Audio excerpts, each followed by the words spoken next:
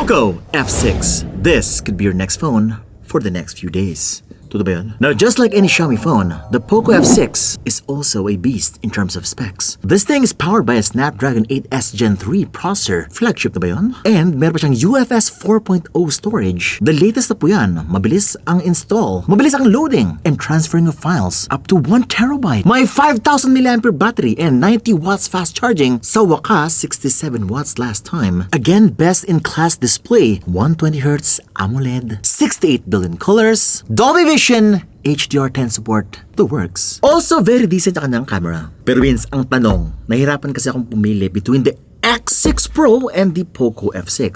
Ako rin eh. Nakatawa yung specs sa website namin, boxstars.com, comparison page. Side by side, halos wala masyadong difference. May mga konting differences here and there at mukhang mas mura pa si X6 Pro. Alam, naka-MediaTek processor si X6 Pro na meron actually isang major advantage ang isang Snapdragon processor compared sa isang MediaTek processor. I'm gonna tell you that later. But without further ado, unbox mo natin siya. Pasabihin you're watching Unbox Diaries. Woohoo! Now this year, may dilemma talaga tayo kasi nga last year, parang mas madali talagang piliin si F5 over the X5 Pro. But this is the F6, no? Ito yung kanyang box, same as the X6 Pro. Very identical. Pero si F6, umabot siya ng 1 terabyte of storage. It's got 3 lovely colors. Meron siyang black, may green, may titanium. I have here the titanium color. Usong-uso to ngayon. Now inside, we're getting the phone, the papers, SIM ejector pin, the casing, the USB Type-C cable, and the 90 watts fast charger, finally. Mabilis po yung charging nito. 35 minutes, 0 to 100%. Ito, 45 minutes daw. Yak, matagal. The design of the POCO F6 is very similar to last year's POCO F5. In fact, kamukha talaga niya. But even the camera, the Mickey Mouse design. Then, the hidden Mickey and hidden Mickey, which is not so hidden. Or para siyang dalawang balls at now it looks like dalawa lang yung kanyang camera. Isang main camera 50 megapixel at isang ultra-wide angle camera 8 megapixel yan. Yung isa naman ay LED flash yan. Very big very okay yung kanyang circle. Hindi po flat yung likod niya. This is a slightly curved sa likod. Very ergonomic yung kanyang feel. Masarap hawakan, tamang-tama yung size. Tsaka matte finish yung likod niya, hindi dumihin. Pero yung black color ata is glossy. Fingerprint magnet, mag-titanium ka na lang if nagbabalak mag-POCO F6. Yun nga lang, plastic lang to. Hindi talaga siya titanium metal. Mukha lang titanium. Plastic yung likod, plastic yung body. Pero kind of feels like metal? Hindi guys, plastic lang to. Ang pros naman niya is magaan yung phone. Yun nga lang, wala na siyang headphone jack. Ooh. Alam ko si F5 last year meron. And this time guys, goodbye. I hate to see you go. Pero naka-HyperOS naman daw to. Meron naman si F5 ng HyperOS. May updates naman daw yan. But this year is parang medyo nakaka-disappoint kasi nga walang headphone jack. The headphone jack actually delivers much better audio quality. At syempre yung mga iba dyan mas prefer talaga yung may cable. Para mas buo, mas real-time ang sound. At saka may mga audio files dyan na gustong gamitin yung cans nila. Ito kasi guys, no, you have to buy a dongle siguro if you want to use that. Pero naka-dual speakers naman daw siya. Meron sa left at meron sa right. Or top or bottom. Depende sa kung pag ganyan mo siya gagamitin or pag ganyan. Also, wala na siyang micro SD card slot guys. Meaning, mas maganda talaga na bili mo yung mas malaking storage. Yung 1 terabyte mo yan. Kung gagastos ka naman for many years, want mo yung phone mo, hindi agad maubusin yung kanyang storage. Ito po sa X6 Pro. Ito ba yung tsura niya? Meron siyang leather at meron din siyang plastic back, yung glossy. The POCO X6 Pro has that traditional POCO design. F6 naman to, yung kamukha niya sa F5, which is subjective naman yan for most people. Now, syempre, ang pinaka na-impress talaga kay Xiaomi is yung kanyang display. Any Xiaomi phone that you will show to me, talagang top-notch yung kanilang display. Kahit yung mga entry levels nila. And that is with the POCO F6. Truly is a beast in terms of display. Kahit i-compare mo ba yan kay Vivo, kay Oppo, kay Huawei, and even the Apple iPhone, guys. Ibang klase ang display ni Xiaomi. And this is not even a flagship device. Mid-range lang po to. Pero pang flagship ang kanyang display. It's a 120Hz, 68 billion color, Dolby Vision, HDR10, 2400 nits, peak brightness display. Wow. Nakakabulag na. Mas malakas pa sa ilaw ko dito. Na yung peak brightness ni POCO X6 Pro is 1,800 lang. Ito 2,400 daw. But you'll need the sun for that to happen. Pero pag wala kang sunlight guys, pares lang po sila. 500 nits yung lowest at mga nasa 800 nits na kanya max indoors. Pero you know, when you're watching YouTube, Netflix, because of the HDR Dolby Vision, oh my god. Kung wala ka pang Xiaomi phone, when you see YouTube and Netflix being played on a Xiaomi phone, talagang it really pops. Ganda na kulay, sobrang sharp. May video enhancement ata silang ginagawa dito kasi sa other phones parang di ganito yung nakikita ko. Parang yung content dumalabas mismo sa phone, na-immerse ka. Na in terms of speakers, guys, although malakas yung sound ni POCO F6 Pro when I played music on this, it's impressive. Pero guys, hindi kasing impressive ni POCO F6. Mas bilog yung tunog niya, mas malakas, mas may lalim, mas magaling yung bass nito. Clearly, the POCO F6 is a winner in terms of sound quality. Parang yun palang magandang reason na yun to pick the POCO F6 over the X6 Pro. All I can say is very crisp. Also, just like the X6 Pro, same na same kapag ka sa home screen, social media, FB. Guys, it's really smooth. Functions just like a real flagship device. Sometimes parang hindi ko na ma-feel ang difference ng mid-range phone sa flagship phone dahil sa processor po nito. Everything is just snappy, opens up really fast. Wala na yung parang days na naglalag pa, nagsa-stutter yung phone nyo. By the way, naka-Hyper OS na po to. Well, of course, si X6 Pro din naman. Hyper OS, wala pang issue pa naman, no? Yung mga nag-reboot, nag-boot si MIUI po yun. Just earlier this year, ginawa na naman ng MIUI. So guys, ang lesson dito, go get a Hyper OS Xiaomi phone na. Huwag na kayo mag-MIUI. Pero kung lumang Xiaomi phone naman yan at meron siyang update to Hyper OS, why not? Ang importante, meron siyang update Hyper OS. Now, I did compare the F6 to the X6 Pro. Parang halos walang difference sila in terms of quality, brightness, and HDR. It kinda looked like the same display. Pero ito si F6 ay naka-Corning Gorilla Glass Victus. Si X6 Pro naman ay naka-Corning Gorilla Glass 5 lang. Paras mo sila, matibay. Diba? Sakit no? Scratch-proof, drop-proof. Pero mas matibay si Victus daw. But if I were you, lagyan mo na siya ng tempered glass para mas okay. Pero pwede mo siyang gamitin without a tempered glass or screen protector. Kasi nga, naka-Corning Gorilla Glass naman siya. The punch holes are also identical. Same size, maliit, which is pretty good. But this is where things get really interesting. Sa performance. And I think ito yung pinakamalaking factor to make your decision. Yung kanyang processor. The POCO F6 is powered by a flagship daw na Snapdragon 8S Gen 3 processor, but some are saying na parang disguise lang daw siya sa 7 Gen something. In our tests, 1.4 million po siya. 1.2 million naman si POCO X6 Pro, which means meron siyang 200,000 points Antutu benchmark difference. Anong ibig sabihin nun? Ang ibig sabihin nun, mas mataas yung 200,000 points Antutu benchmark. Kasi guys, benchmark lang yun. Yun yung pantest ni Antutu for the processors ng mga cellphone. Pero kasi kapag actual app, ibang usapan na yan. But it looks like for most games sa Play Store, no? Like Mobile Legends, we've tried it, no? Kompleto naman sila sa settings, ultra right out of the box, no stutters, no lag whatsoever, perfect for gaming yung dalawa, flat yung display, walang mistouch, parehas mataas yung touch sampling rate, 480, pero based sa marketing doon ng X6 Pro, 2,160 touch sampling rate. What?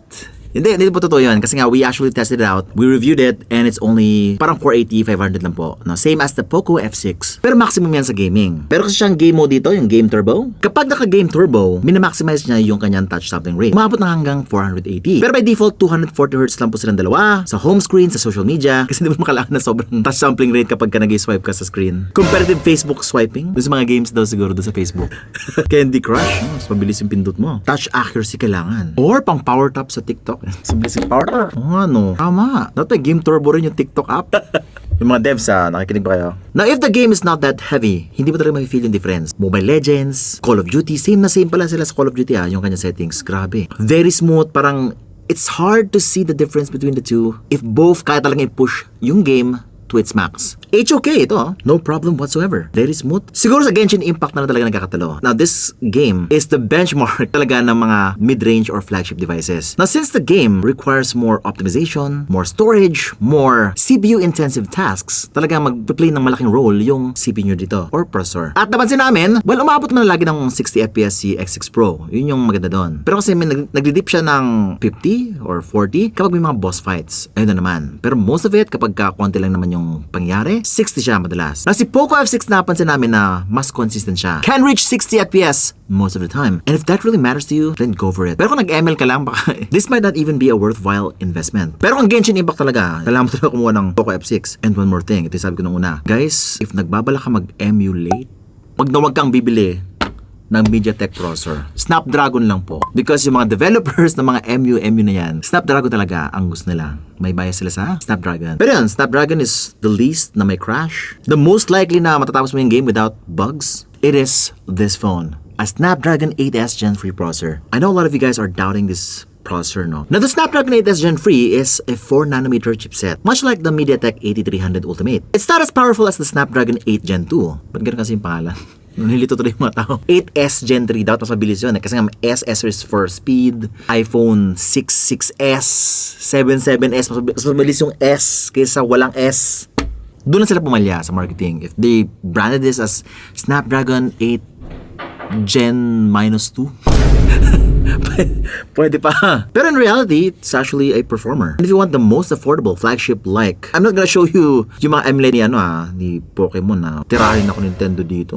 Alam mo yung peace of mind mo na may todo support yung developers for your application because it is a Snapdragon processor. Now, in terms of yung kanyang heating, you'll be hard pressed to find any heating dito sa dalawang phone na to. Kahit MediaTek po tong si X6 Pro, hindi po siya ganun kainit. Nagulat na lang ako na, what? This does not heat. MediaTek hindi umiinit. And of course, syempre, ito rin, okay naman siya sa Genshin Impact. Saktuhan lang niyang heating. And yeah, wala talagang problema siya sa pag-init sa Mobile Legends, HOK. Sa Genshin Impact, medyo lang. At wala siya mga sakit-sakit dati ng mga Xiaomi phones na kapag umiinit yung phone, biglang didilim siya after 5 minutes. Kasi dati ganun 5 minutes pa lang. Uy, ba't madilim yung display at saka ba't nagrilag na? No more. Now in terms of the camera, ito medyo nakakagulat to Kasi si X6 Pro naka 64MP at 50MP lang si POCO F6. Ibig sabihin ba mas maganda yung camera ni F6? No, that's not how it works. Megapixel is just megapixel. Image quality is a combination of a lot of things. Yung sensor, yung software, yung lens. At ayun na nga, tinest ko yung dalawa. And to my surprise, well, not really a surprise, mas maganda ng dihamak si POCO F6. Mas klaro, mas bright, mas maraming details. It is a clear winner na si POCO F6 is leagues ahead in terms of camera. Ito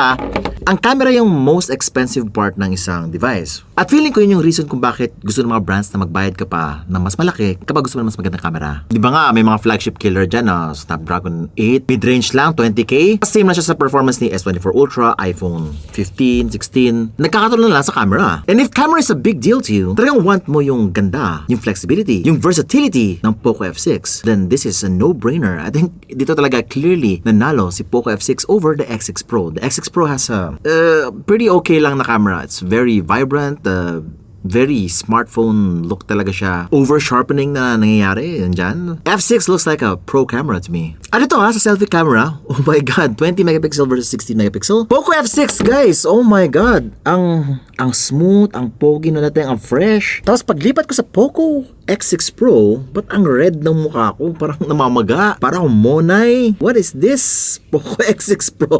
Same yung settings ko dito, no? Naka-beautification kami dalawa. Ang pangit ng white balancing sa X6 Pro. Ang layo ng difference, no? It's the same Xiaomi brand, pero ang laki ng difference in terms of yung color, yung overall look.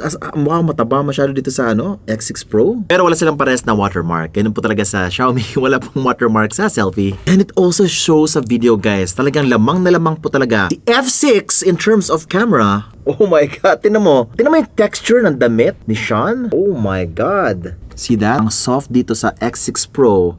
Ang weird ng colors. The original color is yung andun sa F6. Hey, so ito guys, yung test natin. Taba ko dito sa X6 Pro. Kung gusto mo maging mataba guys, X6 Pro ka. Pero wow, layo ng difference. Mapula talaga yung mukha ko dito sa X6 Pro. Sheesh. Poging-pogi. Kung gusto maging pogi guys, ito sa F6. F6 kung gusto mong pogi, okay? Kung gusto mong namamagay yung mukha mo, X6 Pro ka. Yan. Ang yellow ng ngipin ko sa X6 Pro. What? Diyan ka na.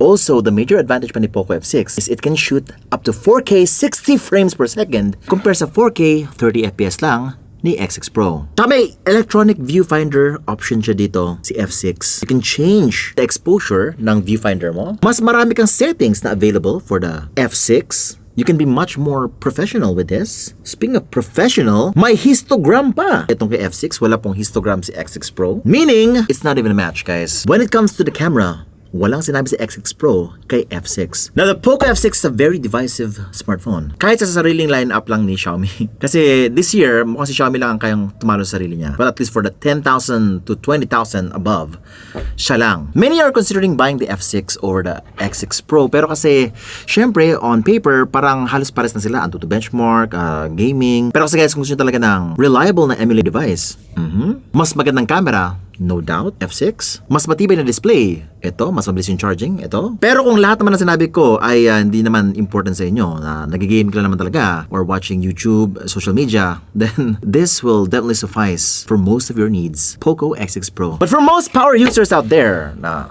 really cares about the camera, really cares about charging, and if you really care about your money, gusto mo may savings ka, alam mo na kung saan pupunta? Joke lang. Pero may sale register ka na.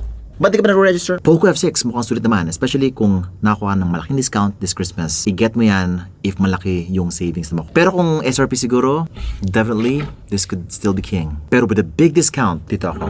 Mag-all-in ka na, naka Snapdragon 8 series na po yan. Pero if this is not the brand you want, meron ka pang ibang gusto makita this Christmas, Realme or Samsung, Oppo, Vivo, baka gumawa ko. Kaya mag-subscribe lang, hit the bell icon so that you don't miss any of my great content. And you're watching Unbox Diaries. Woohoo!